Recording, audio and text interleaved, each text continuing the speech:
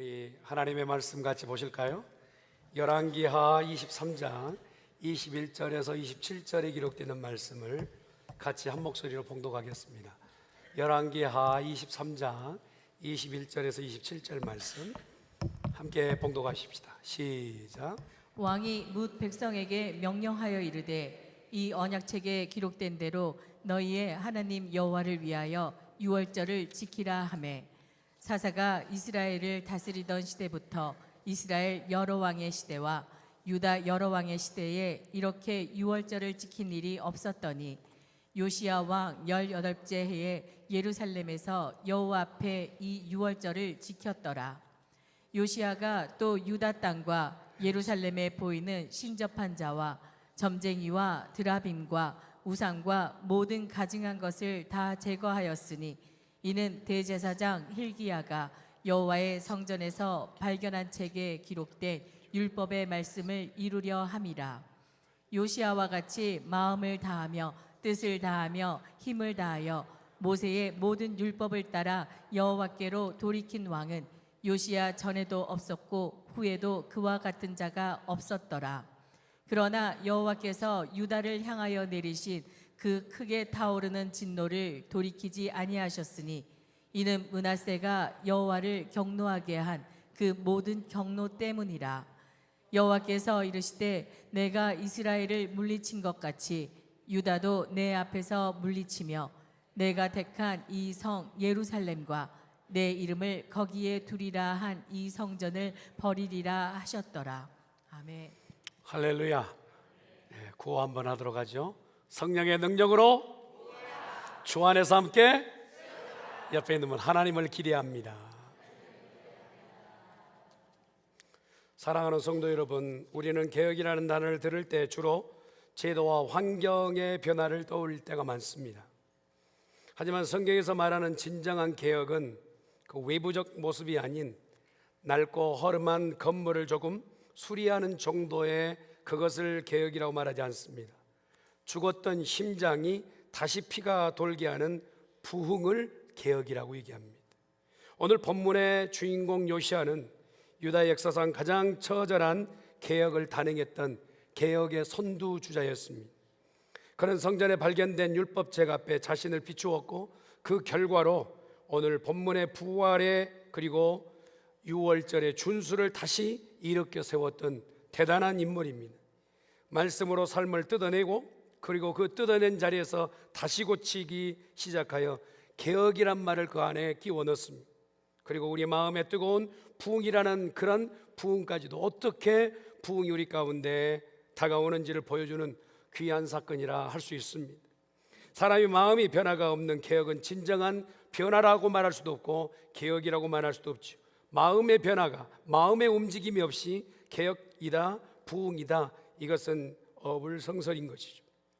본문에 나오는 요시야 왕의 이야기가 오늘 저와 여러분 가운데 무엇을 개혁하고 무엇을 부흥으로 일관해야 될지에 대한 부분을 가늠하는 귀한 시간이 될 수 있기를 간절히 축원합니다. 사실 요시야는 8살의 왕이 되었어요. 남유대 땅에 혼란하고 어려운 시기에 왕이 되었는데 8살의 왕이 됐다는 것은 정말 그냥 봐도 얼마나 어려웠을지를 알 수 있잖아요. 솔로몬도 자기가 국가의 책임자로 섰을 때 너무나도 부담스러워서 하나님 앞에 기도하여 지혜를 얻어 왕정을 다 이끌어내잖아요. 그런데 8살 되었던 이 어린애가 어떻게 왕이 되며 그리고 어떻게 이끌어갈 것인지, 선왕이고 그 할아버지 때에서 얼마나 엄청난 죄를 저질렀는지 이 감당조차 못하는 그 시기에 왕이 된 겁니다. 성전에서 말씀을 읽혀져야 되는데 읽혀지지 않고 어디가 말씀이 있고 어디가 율법이 있는지 아예 창고에 내동댕이 쳐져버렸던 그 말씀을 찾는데도 한참 걸려. 이렇게 성전 청결하다가 토라라고 하는 여호와의 모세의 율법, 바로 율법책을 발견하게 된 것입니다. 그 발견된 율법책을 대제사장이었던 힐기야가 율법을 기록하고 있는 서기였던 사반에게 물어서 그 말씀이 전달되는 시간을 갖게 됩니다. 이렇게 말씀이 읽혀졌을 때 침묵의 시간은 끝이 나고 다시 말씀이 읽혀지는 놀라운 역사가 있게, 말씀이 읽혀졌을 때 지금 요시야는 그의 마음의 반응을 내놓기 시작합니다. 자기 옷을 찢고 애통하며 종교 개혁에 대해서, 신앙의 개혁을 다시 일궈내야 되겠다는 생각으로 남유대 땅에 이대로는 안 되겠다라는 그러한 결정을 하게 됩니다. 당시에 영적 분위기는 어땠느냐 하면, 성전이라고 하면 거룩한 전이잖아요. 하나님을 만날 수 있는 구별된 장소였음에도 불구하고 이미 영적으로 폐허 상태였어요. 이방 신을 섬기는 숭배자들이 그냥 인산인해를 이룰 뿐만 아니라 성전에 모여있던 아이들 중에 토실토실하고 예쁘장한 아이, 우리 아이들 많았잖아요. 그 아이들을 데려다가 아예 인신제사를 지내는 그런, 하나님 보셨을 때 도저히 용서가 되지 않는 일들이 감행되고 있었습니다. 거기다가 성적으로 문란은 이루 말할 수 없고, 그리고 자기 안에 있었던 기물과 제단에 쌓였던 모든 제단의 그 내용들을 제거할 뿐만 아니라 하나님 앞에 제사 지냈던 기물들을 함부로 남용하였던 시기였어요. 거기다 한술 더 떠서 태양신을 섬기는 그 일이 버젓이 성전 안에 들어와요. 아예 우상과 영적 혼탕함이 성전 안에 가득한 그런 혼란함의 시기였습니다. 수많은 영매, 심령술자, 박수무당, 술객 같은 점치는 자들이 성전 안에서 판을 치고 있는 이럴 때, 여러분 하나님의 심정이라면 어떻겠어요? 하나님께서 정하신 백성, 하나님이 정하신 장소 안에서 이런 일들이 진행되고 있다. 여러분 그냥 둬서는 안 되잖아요. 그럴 수가 없잖아요. 그런데 어느 누구 하나 이건 안 돼, 이렇게 해서는 안 돼 라고 하는 선왕도 없었고, 할아버지 때도 그 일을 하지 않고 세월이 지난 거예요. 6월절, 이미 신명기에 기록되는 말씀처럼 너는 구원의 날을 기억하고 하나님의 때를 기억하고 절기를 지키라고 하셨던 그 말씀은 이미 잊혀진 지가 오래예요. 절기 안 지키고 어떻게 지킨지도 몰라요. 말씀도 기록을 자기들이 읽지 않고 있기 때문에 말씀이 읽혀지지 않으니 절기를 어떻게 지킬지 그 내용을 전혀 알지 못하는 시기로 지나가고 있어요. 이럴 때에 요시야가 왕이 된 겁니다. 얼마나 환경적으로 조건으로 봤을 때는 열악한 상황이겠어요. 그런데 놀라운 것은 이 어린 아이의 심정에 조건과 환경과 여러 어떤 여지의 부분에서는 내 힘으로 감당할 수 없지만 그 마음의 한켠에는 하나님 사랑하는 마음이 있었대. 그 마음이 계속해서 작동하여서 성전을 청결케 하고 그러다가 말씀을 발견하게 된 겁니다. 하나님 요시야를 신실한 왕, 그리고 그가 베풀었던, 그가 행했던 개혁도 기쁘게 받으셨던 사건이라고 기록하고 있어요. 사랑하는 성도 여러분, 우리가 오늘 이곳에 모여서 말씀을 들을 때 요시야와 우리와는 상관없다 그렇게 말씀을 들을 것이 아니라 내 신앙에 무엇인가 개혁되어야 될 것이 있다면 다시 개혁하고 내 안에 부흥을 불러들이는 귀한 시간 되기를 예수님의 이름으로 축원합니다.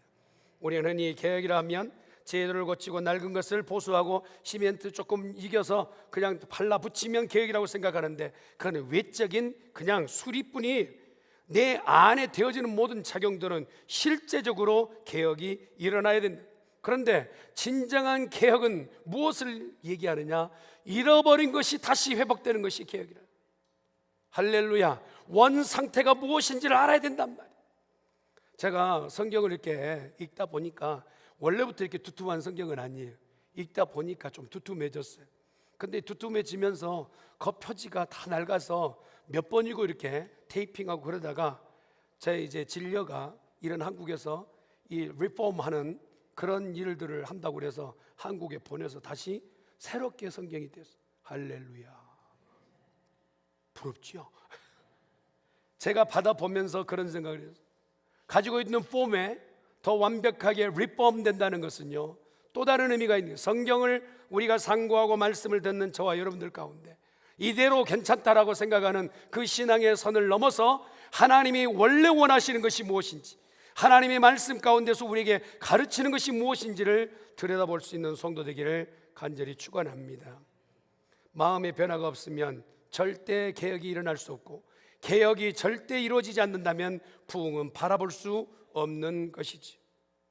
그래서 개혁은 단순히 시스템의 전환이라든지 무슨 프로그램의 도입이라든지 그렇게 되어지는 게 아니에요. 하나님의 말씀이 내게 임팩트 있게 다가왔을 때 그는 그의 삶을 다시 써내려가는 개혁이 이루어지는 것이죠. 말씀 안에, 우리의 마음에 말씀이 중심이 됐을 때 내 안에 개혁은 시작되는 줄 믿습니다. 오늘 본문의 주인공이었던 요시야는 보세요. 유다 역사상 가장 어두웠던 시기의 왕이었어요. 스스로 아무것도 할 수 없을 것 같아 보여요. 할아버지가 저질러 놓은 죄는 이루 감당할 수 없어 산당에 그냥 널브러져 있는 이방 신을 섬기는 산당들이 즐비해요. 아버지 때에 그 벌려놓았던 그 우상 숭배는 감당조차 할 수 없어요. 쌓아놓은 우상 숭배의 그 잔재들이 어디서부터 정리해야 될지 감이 오지 않아요. 어떻게 해야 될지 방법을 알지 못하겠어요. 그럼에도 불구하고 하나님의 말씀대로 바로 살아보고자 하는 그 열망과 열정이 요시야를 움직이기 시작한 것입니다. 사랑하는 성도는, 우리가요 새벽두에 말씀대로 살아보겠다, 신앙 안에 살겠다, 이렇게 좀 내가 변화받아 보겠다 다들 결정하잖아요. 나쁜 습관은 버리고 신앙에 좋은 결정하겠다, 기도의 자리로 나아가 보겠다, 성경을 한번 읽어보겠다. 그런데 우리가 이렇게 결심하는 것은 내 의지만 갖고는 불가능하다 이 말이에요. 내가 아무리 결정하고 열심을 낸다 할지라도 나를 개혁으로 이끌고 가는 그 원동력 에너지는 뭐냐? 말씀인 줄 믿습니다. 말씀이에요. 하나님의 말씀이 우리의 모든 삶을 다시 새롭게 쓰는 영적 에너지를 내는 엔진과 같은 역할을 하는 것이죠. 여러분, 이렇게 청소하다가 발견된 말씀은요, 주위에 있는 많은 사람들이 요시야가 개혁하려 쳤을 때 반대자들이 얼마나 많았겠어요. 교회 안에서도요, 무슨 일을 결정하고 진행하려고 치면 여러분 100% 다 찬성하진 않아요. 그리고 말이 많아요. 또 이렇게 뒤에서 일하지 않는 분들이 또 말을 조금 크게 하신 분들이 계세요. 그거 어떻겠습니까? 말을 하시는데. 그런데 이것이 성경 안에서, 말씀 중심에서, 하나님이 원하시는 뜻 안에서 어그러지지 않는 일이라면 그 일로 정말 하나님이 우리에게 베풀어 주신 말씀이다 하고 나아가는 거예요. 오늘 요시야가 그런 신앙의 개혁을 이뤄내는 것이죠. 성경 구석에 발견됐던 하나님의 말씀이 요시야를 깨울 뿐만 아니라 그의 신앙을 깨울 뿐만 아니라 남유대 땅에 잠들어 버렸던 신앙을 다시 깨우는 개혁의 역사가 있게 되었다는 것이죠. 사랑하는 성도 여러분, 오늘도 우리에게 말씀이 들려지고 있다면 하나님 우리를 사랑하시고 새롭게 우리와 일하시기 위한 하나님의 결정인 줄 믿습니다. 말씀이 우리에게 그렇게 하신다. 요시야가 성전을 수리하다 율법책을 발견했을 때 그는 얼마나 놀랍고 얼마나 감사했는지 그의 표현을 오늘 읽었던 앞장에 이렇게 열왕기하 22장 11절은 이렇게 설명하고 있어요. 말씀을 한번 보겠습니다. 시작. 왕이 율법책의 말을 듣자 곧 그의 옷을 찢으니라. 요시야는 말씀을 정보로만 듣지 않고 하나님의 말씀을 심판으로 듣는 거예요. 말씀이라는 것이 오늘 나 자신을 거울에 비춰보는 거예요. 오늘 민족, 내 백성들이 어떤 상태인지 영적 거울 앞에 세워보는 거예요. 말씀이 그런 역할을 한단 말입니다. 나를 어떤 모습으로 비춰내는지 말씀 앞에 서봤더니 이건요, 용서받지 못할 하나님의 심판이 기다리고 있는 거예요. 이렇게 계속 하다가는 나라가 망할 징조를 보이고 있는 거예요. 그래서요, 이거는 내가 정보만 유입받는 그런 도구가 아니라 이렇게 가면 안 되겠다 하면서 심판이 보이는 거예요. 그러니까 가슴을 치며 옷을 찢어가며 하나님, 이 나라 망하게 생겼습니다. 이 백성 망하게 됐습니다. 나도 망하게 됐습니다 하면서 옷을 찢어가며 지금 자기의 마음의 상태를 하나님 앞에 보이고 있는 것이죠. 여러분, 이대로는 안 되겠다, 거룩한 위기감이 혹시나 여러분 가운데 자리 잡게 되거든 여러분 회개하고 하나님 앞에 바로 설 수 있기를 예수님의 이름으로 축원합니다. 하나님이 사랑하는 자에게는요, 영적 위기감을 주세요. 이렇게 가면 안 되지, 지금 이렇게 계속해서는 안 되지 라고는 그런 위기감이 있어요. 거룩한 위기감이 있어요. 그 위기감을 위기로 받아들였을 때 그는 회개하고 바로 되어지는 개혁이 일어날 줄 믿습니다. 그래서 우리를 유일하게 온전하게 만들 수 있는 것은 하나님의 말씀인 줄 믿습니다. 내 의지도 아니에요. 내 결정도 아니에요. 그것은 그 다음의 문제예요. 나를 나에게 하신 것은 먼저는 말씀이 나를 가르치신 줄 믿습니다. 여러분, 깨달음으로 끝나버리면 철학의 사조지요. 그러나 깨달음이 행동으로 옮겨진다면 그 사람은 신앙이 되는 줄 믿습니다. 저는 우리 중앙교회 성도들에게 말씀이 깨달아짐과 동시에 행동으로 옮길 수 있기를 주님의 이름으로 축원합니다.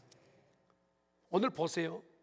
내동댕이 찾았던 토라라고 하는 그 율법사가 발견되어졌어요. 발견은 되어졌어요. 그리고 읽혀졌어요. 사반을 통하여서. 여기까지는 모든 사람에게 허용된 얘기예요. 그런데 문제는 뭡니까? 그 앞에 반응을 지금 요시아처럼 반응한 사람은 찾아보기 힘들어요. 가슴을 치며 옷을 찢으며 주님, 나는 죽게 생겼습니다. 나는 죽일 놈입니다. 난 죽었도 몸입니다. 죄와 사망으로 나는 죽은 사람입니다. 나를 살릴 수 있는 분은 여호와 하나님밖에 없습니다. 통에 자복하며 하나님 앞에 섰던 이는 요시아였다. 여러분, 말씀을 발견하는 것, 말씀을 듣는 것도 중요하지만 그 말씀 앞에 반응하는 것이 더 복이 되는 줄 믿습니다. 그러면서 오늘 하나님의 말씀이 영적으로 개혁의 첫 번째 단추를 풀어내는데 유월절을 기억하라. 한번 따라합시다. 유월절을 기억하라. 여러분, 요시아가 개혁의 정점에 서서 가장 먼저 풀어냈던 단어가 뭡니까? 유월절이에요. 왜 이 유월절이라는 단어가 중요합니까? 여러분, 애굽에서 이스라엘 백성은 신분 자체가 종이었어요. 그리고 그들의 신분은 노예였어요. 그들이 자녀가 태어나도 종이고 손주가 태어나도 노예예요. 그 노예와 종의 그 자리를 벗을 재간이 없어요. 대가 더 길어진다고 그것이 상황이 바뀌느냐? 절대 그렇지 않았어요. 그런데 하나님은 놀라운 것은 종되었고 노예되었던 그들에게 하나님께서 특별한 은혜를 베푸신 거예요. 하나님이 선별하시고 뽑으신 백성들을 구원하시겠다는 결정을 하신 겁니다. 최고의 결정은 뭡니까? 애굽에 갇혀 있었던 그들을 구원하시기 위하여 양을 잡아 그 흘린 피로 설주와 임방에 발라서 그 가정의 안에서 쓴나물을 먹으며 주님의 구원을 기다린 자에게는 죽음의 신이 지나가는 놀라운 역사가 있게 됐다. 할렐루야. 여러분, 이 사실을 죽음이 넘어갔다 해서 유월절 합니까? 영어로는 패스오버, 그런 뜻이잖아요. 그런데 이스라엘 백성이 언제 어떻게 구원받았는지 그 절기를 놓치고 있단 말입니다. 내가 지금 현실에 어떤 위치에 있는지, 성도라는 이름을 갖고 있는데 그 성도라는 이름의 가치가 무엇인지, 성도는 무엇을 해야 되는지, 어떻게 살아야 되는지 방향과 목적을 놓쳐버린 이들에게 오늘 유월절이 무엇인지를 다시 깨달으라는 거예요. 여러분, 신앙의 뿌리로 다시 되돌아간다는 것은 너무나 중요합니다. 나무가 건강하려면 뿌리가 깊이 땅에 박혀 있어야 되는 것처럼 오늘 우리 신앙이 건강하려면 우리의 기초가 바로 있어야 되는데, 우리가 어떻게 구원받았고 우리 주님이 왜 우리를 구원하신지를 깨닫는 자가 신앙이 단단한 성도일 줄 믿습니다. 아멘. 이스라엘 백성을 구원하지 않으셔도 될 하나님께서 전혀 당신의 영광이 지장받지 않으실 그분께서 이스라엘 백성을 구원하셨어요. 그러면 그들에게 질문은 무엇입니까? 하나님 앞에 무엇을 내놓아야 될까요? 내가 무엇을 앞으로 할까요? 이게 아니라 하나님, 나를 어떻게 이렇게 구원하셨습니까? 이것이 유월절에 던져야 될 최고의 질문인 거예요.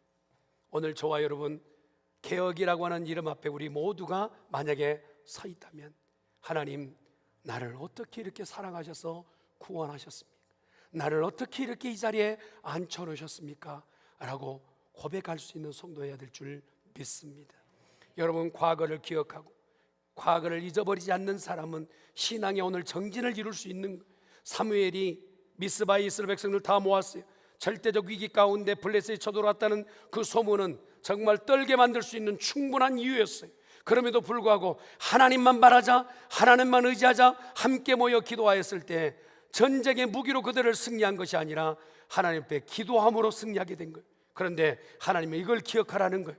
승리하고 너희들이 그 승리에 만취해 있지 말고 누가 이 승리를 주셨는지 기억하라는 거예요. 사무엘상 7장 12절 말씀이에요. 같이 한번 보겠습니다.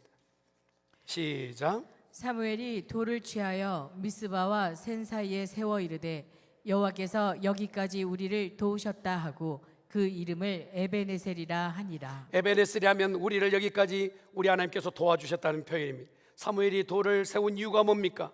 하나님이 우리를 여기까지 도와주셨으니 절대 잊어버리지 말고 앞으로 신앙에서 흔들리지 말자, 이 내용이.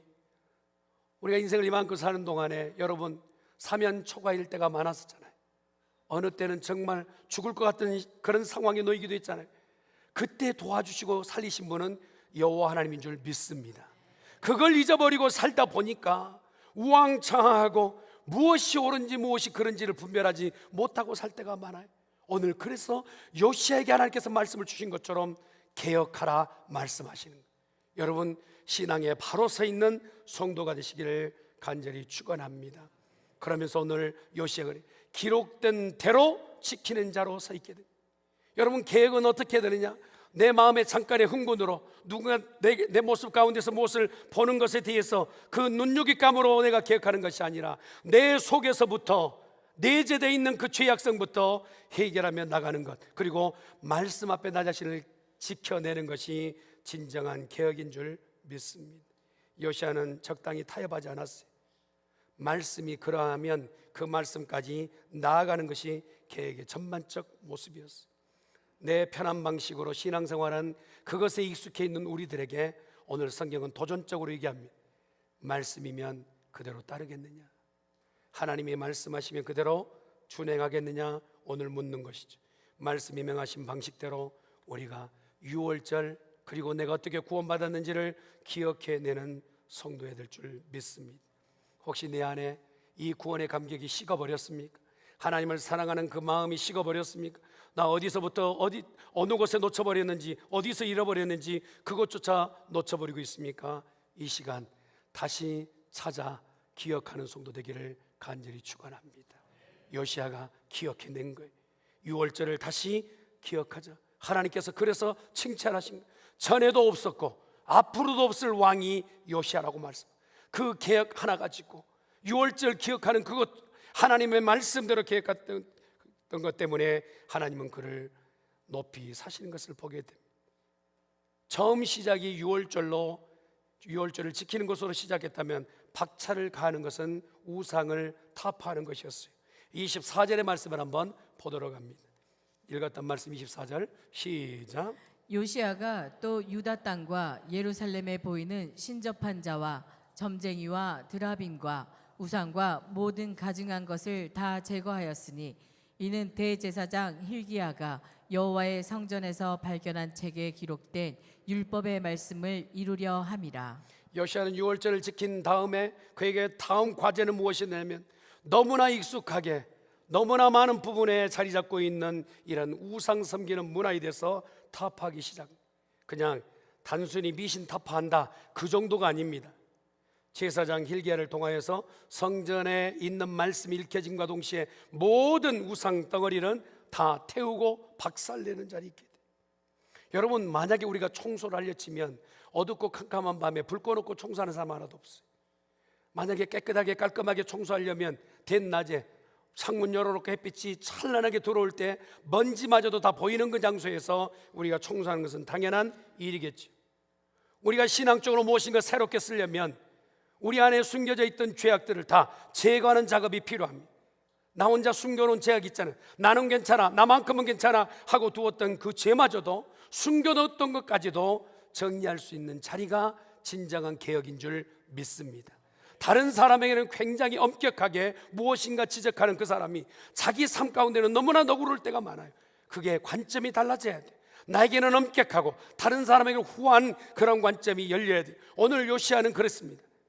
자기 안에 있었던, 주위에 있었던, 알고 지냈던 모든 사람까지도 당신이 이제 fire, 더 이상 안 돼요. 이렇게 우상 숭배하면 안 됩니다. 이렇게 하나님 외의 것을 섬기면 안 됩니다. 알고 지냈던 사람이 궁전 안에 있었고 알고 지냈던 사람이 성전 안에 있었어요. 그 모든 일들에 대해서 이제 결정하는 자리, 26살짜리 청년이 일을 해내는 거예요. 우리는 그래요. 시간이, 경험이, 조건이, 환경이 안 따라줘요. 도저히 하나님 말씀대로 섬기지 못할 이유가 많습니다. 하지만 여러분, 마음의 결정이 바로 되어진다면 나머지 삶은 우리를 따라올 줄 믿습니다. 오늘 이 시간 신앙으로 결정하는 성도 되기를 예수 이름으로 축원합니다. 요시야의 개혁은 유월절이라는 은혜의 축제로 끝나지 않았어요. 거기서 끝난 이야기가 아니라 영적으로 모든 것을 청소하는 자리까지 돌입하여 나갑니다. 그렇게 해서 하나님이 일상의 그 가증한 것들을 다 정리하는 요시야였던 것이죠. 영적인 대청소가 일어납니다. 여러분, 에베소 교회가 은혜를 받게 되었을 때, 지난번 한번 이해와라 말씀드렸어요. 사도 바울이 가장 사랑했던 교회 중에 에베소 교회를 들잖아요. 근데 그 에베소 교회가 말씀으로 은혜를 크게 받았어요. 그곳에 두란노 소울이 있을 만큼 그렇게 말씀을 가르치는 그런 터가 되었습니다. 그런데 그들이 은혜를 받자마자 그들의 결정이 있어요. 사도행전 19장 19절 말씀이에요. 같이 봅니다. 시작. 또 마술을 행하던 많은 사람이 그 책을 모아 가지고 와서 모든 사람 앞에서 불사르니 그 책값을 계산한즉 은 5만이나 되더라. 마술책이 당대는 굉장히 비싼 책이었다고 그래요. 그가 굉장히 고가였다고 지난번에 한번 말씀드렸잖아요. 셀러리맨의 평생 갚아도 갚지 못할 한 130년이나 모아야 될 그런 가치가 한꺼번에 불타고 있는 거예요. 대단한 것 아닙니까? 그런데 이제 말씀으로 살겠다, 하나님 뜻대로 살겠다 결정하고 나서 그 다음에 모든 것들은 다 정리하는, 우상 쓰레기를 정리하는 작업이 에베소 교회에 있었단 말이에요. 그러니 하나님께서 거기에다 더 은혜를 주시고, 그러니 거기에다가 부흥의 역사를 허락해 주셨죠. 저는 우리 중앙교회 성령의 능력으로 부흥하라, 이 구호가 우리 개인에게도 대입되기를 간절히 축원합니다. 할렐루야. 여러분, 영적으로 이제껏 기대했던, 영적으로 뭔가 바라보았던 하나님 아닌 모든 것들을 정리하고 내 안에 개혁이 일어나서 각자가 부흥하는 성도가 되기를 간절히 축원합니다. 우리 몸에 암세포가 생겼을 때 훌륭한 의사는요, 암세포를 정확하게 파악하고 찾아내 제거하는 것이 아주 유명한 의사 선생님이죠. 이때 의사 선생님이 암을 치료할 때 기준이 뭡니까? 정상세포냐 암세포냐 발견해낼 수 있어야 정말 좋은 의사 선생님이 아니겠어요? 이게 암세포인지 정상세포인지 모르고 분간도 없이 그렇게 수술대에 의해서 개복하여서 그렇게 수술대에 환자를 지금 대하고 있다면 굉장히 큰 문제겠죠. 우리도 마찬가지, 영적으로 우리 각자에게 지금 놓여있는 문제 앞에 이것이 하나님 것인지 저것이 하나님 것이 아닌지 분별할 수 있는 지혜가 필요해요. 죄와 우상 앞에서 우리가 넙죽 엎드릴 것이 아니라 하나님 뜻 앞에서는 엎드리지만 그것 아닌 것은 제거할 수 있는 영적인 수준이 되기를 예수님 이름으로 축원합니다. 우리 각자에게 영적인 정밀한 말씀의 메시지를 주셨어요. 그 메시지를 들고 이건 아니야, 이건이야 라고 구별할 수 있다면 그는 영적으로 개혁과 부흥을 경험하게 될 줄 믿습니다. 그러면서 25절의 말씀을 같이 봉독합니다. 시작. 요시아와 같이 마음을 다하며 뜻을 다하며 힘을 다하여 모세의 모든 율법을 따라 여호와께로 돌이킨 왕은 요시아 전에도 없었고 후에도 그와 같은 자가 없었더라. 성경 전문에 요시아에 대한 이 평가만큼 받는 왕을 찾기가 쉽지 않아요. 전무후무한 왕이었다는, 이거 엄청난 일을 이뤄낸 거 아니에요. 오늘 그가 해냈던 건 뭡니까? 하나님 아닌 것, 말씀 아닌 것, 말씀이 덮여져 있었던 곳에서 말씀을 꺼내어서 그 말씀대로 살아보고 내가 구원받았을 때 하나님께서 어떻게 나를 구원하셨는가, 그걸 기억하며 영적인 것, 말씀적인 것, 하나님이 원하신 것을 그것만 지켰더니 하나님께서 이런 왕을 내가 전에도 못 봤고 앞으로도 보지 못하겠다 하시는 복을 허락해 주신 것이지. 여러분, 부흥은 잠깐의 감정의 고조가 아닙니다. 부흥합시다, 부흥하자, 이것에서 끝난 얘기가 아닙니다. 마음과 뜻과 힘을 다하여 우리가 일궈내야 될 전 인간적인 삶의 헌신이 부흥인 줄 믿습니다. 여러분, 어떤 사람은 마음은 있어요. 근데 거기까지 힘이 안 가. 마음과 힘까지 있어요. 근데 감정이 맨날 수가 틀려. 그러니 마음도 감정도 의지도 하나 집결하기 쉽지 않은 이 사람에게 어떻게 개혁이 일어나고 어떻게 가정에 부흥이 일어날 수 있겠어요? 한 번 마음이 결정된다면 끝까지 하나님 뜻을 이뤄내겠다라는 지정의인이란 인격적인 최고의 고치까지 올라가야 됩니다. 외적인 습관과 그렇게 고쳐내는 것이 아니라 내 내재적인 신앙적 부분까지 고쳐낼 수 있는 그런 신앙의 결정, 이것이 바로 오늘 우리 중앙교회에 필요합니다. 아멘. 이 신앙의 부흥, 불타오르는 우리의 마음에 하나님에 향하여 불타오르는 그 부흥이 다시 한번 요시아가 발견했던 말씀을 통해 일어났던 것처럼 우리 교회에도 이런 부흥의 불길이 타오를 수 있기를 예수님 이름으로 축원합니다. 말씀이 발견됐다면 내 마음의 우상 덩어리를 처단해야 돼. 오늘날 보니까 문명이 이긴 셀폰이요, 스마트폰이 어느 때는 우상이 되어버립니다. 정말 잠시라도 셀폰 없으면 못 살겠다. 그런데 그만큼 우리가 하나님 말씀을 사모하고 있는, 예배를 찾아 나가는 그 열정과 열망이 세상 가운데 달려가는 그 발걸음만큼이나 바삐 움직이고 있는가? 그거 아니라 신명기 6장 5절에 보니까 너희는 들을지어다 쉐마 이스라엘. 우리 하나님은 오늘 또 오픈하셔서 당신의 말, 당신의 백성이 듣기를 원하신 줄 믿습니다. 마리아가 옥합을 드렸을 때 주위에 있는 사람들은요, 그것이 낭비인 줄 알았어요. 아니, 그렇게 값비싼 향유를 터뜨리는 헌신이 그게 무슨 짝에 쓸모 있느냐라고 그렇게 보였어요. 그걸 가장 많이 말했던 것은 가룟 유다입니다. 왜 이렇게 낭비하느냐? 계산해 보니까, 눈으로 보니까 이렇게 값비싼 것을 예수님께 올려드린 것은 의미가 없는 것 같아 보여요. 그러나 예수님을 향한 그 사랑을 어떻게 평가할 수 있겠느냐? 무엇으로 평가할 수 있겠느냐? 향유 한 옥합으로 예수님을 향한 그 사랑을 평가한다고요? 가룟 유다의 관점이에요. 여러분, 우리가 하나님을 향한 그 사랑, 우리가 하나님을 향한 그 지고주선한 마음, 이것이 내 삶을 올가매고 있는 모든 거리 가운데서 그것을 끊을 수만 있다면 우리는 하나님을 그렇게 사랑하는 자인 줄 믿습니다. 여러분, 오늘 상황을 보니까 26절 27절은요 결론이 해피엔딩이어야 되는데 읽고 보니까 참 씁쓸해요. 이렇게 요시야가 종교 개혁을 했음에도 불구하고 므낫세의 범죄로 인하여서 이스라엘은 망하게 되고 성전은 회파돼요. 이쯤 되면 이렇게 개혁하는 것이, 이렇게 부흥하는 것이 무슨 짝에 쓸모 있는가 라고 반문할 수 있어요. 많은 성도들은 그런 상황 가운데 신앙생활하다가 결국은 망할 건, 언젠가는 죽게 될 때, 죽으면 끝이 나는데 라고 생각할 때가 많아요. 그렇지 않습니다. 사랑하는 성도 여러분, 한 번 죽는 것은 정한 것이지만 죽음 이후에 영생이 있음을 믿으시길 바랍니다. 할렐루야.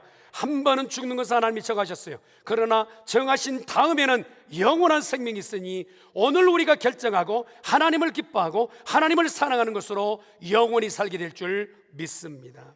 그래서 우리가 기억해야 될 것은 뭡니까? 오늘 잠깐 주시는 그 부흥이 심판마저 없이 하지는 못해요. 하나님 한번 결정하신 그 심판은 분명히 있게 되겠죠. 중요한 것은 뭡니까?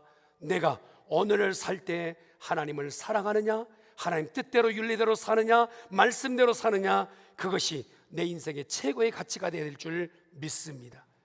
언젠간 우리 인생이 다 한 번은 가잖아요. 그 가는 세상 가운데서 그것만 바라볼 것이 아니라 나는 하나님 앞에서 행복한 자인가?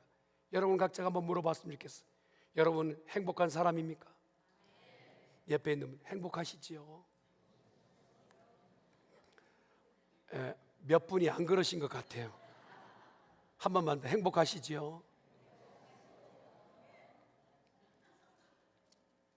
가장 소중한 고백은 뭡니까? 하나님을 사랑하는 것이 가장 옳았다는 것만 남게 되는 거예요. 우리 인생에 하나님을 사랑하는 것이 가장 옳은 일인 줄 믿습니다.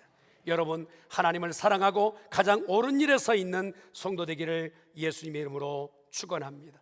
혹여 우리 인생 앞에서 심판의 어려움이 경제를 만나는 그런 일을 만난다 할지라도 오늘 이스라엘 백성처럼 결국은 성전은 회파되고 이스라엘 백성은 망하는 그 지경이 있다 할지라도 요시야는 마음 하나 흔들리지 않아요. 하나님을 향하여 그의 마음은 올곧게 사랑하고 있는 거예요. 그래서 하나님은 그 요시야의 마음을 보시고 전에도 앞으로도 없을 왕의 마음이라 하시는 거예요. 여러분, 하박국 선지자의 그 말을 한번 들어보십시다. 하박국 3장 2절에 기록되는 말씀 같이 한 목소리로 봉독합니다. 시작. 여호와여, 내가 주께 대한 소문을 듣고 놀랐나이다. 여호와여, 주는 주의 일을 이 수년 내에 부응하게 하옵소서. 이 수년 내에 나타내시옵소서. 진노 중에라도 긍휼을 잊지 마옵소서. 한번 따라하겠습니다. 진노 중에라도 긍휼을 잊지 마옵소서. 오늘 우리의 고백이 될 줄 믿습니다. 하나님의 진노 가운데도 하나님 나를 잊지 말아 주시옵소서. 내가 주의 말씀에 집중하였고 주님 말씀대로 개혁하려고 했었고 그리고 내 마음은 부흥이 일어났으니 하나님 그 진노 중에라도 나를 기억하여 주시옵소서. 이것이 우리의 고백이 될 줄 믿습니다. 그러면서 이런 마음으로 가는 자에게 하나님께서는 그 기도를 들으신다 말씀하세요. 역대하 7장 14절 말씀 읽고 마무리하겠습니다. 같이 보겠습니다. 시작. 내 이름으로 일컫는 내 백성이 그들의 악한 길에서 떠나 스스로 낮추고 기도하여 내 얼굴을 찾으면 내가 하늘에서 듣고 그들의 죄를 사하고 그들의 땅을 고칠지라. 네가 만약에 겸손하게 하나님 나를 불쌍히 여기십시오 라고 겸비한 마음으로 내게 구하면 내가 하늘에서 듣고 그의 기도에 응답하는데 그 죄를 사할 뿐만 아니라 그 땅을 고쳐주리라. 할렐루야. 우리 중앙의 가족들 모두에게 다시 한번 마음에 개혁이 일어나고 그 개혁의 끝자락에 다시 모든 것이 살아나는 리바이벌이 있기를 예수님의 이름으로 축원합니다. 기도하십시다. 전능하신 여호와 하나님 아버지, 우리 인생의 여정 가운데서 이것도 시도하고 저것도 경험하다가 이것저것 경험한 그 터에 하나님의 말씀을 놓쳐버리고 있다면 주여 이제 본 자리, 말씀 듣는 자리, 말씀 듣고 결정하는 자리, 실천으로 옮기는 자리 있게 하여 주시옵시고 말씀으로 개혁을 읽으며 마음에는 부흥이 일어나는 역사 있게 하여 주시옵소서. 말로는 계획이라지만 마음에 없는 부흥이라면 그것 자체가 계획이 아닌 줄 믿사오니 오늘 말씀 듣는 우리 모두에게 말씀으로 회개하여서 우리 모두가 하나님 앞에 올곧게 살 수 있도록 도와주시옵소서. 감사하고 예수님의 이름으로 기도드리옵나이다. 아멘.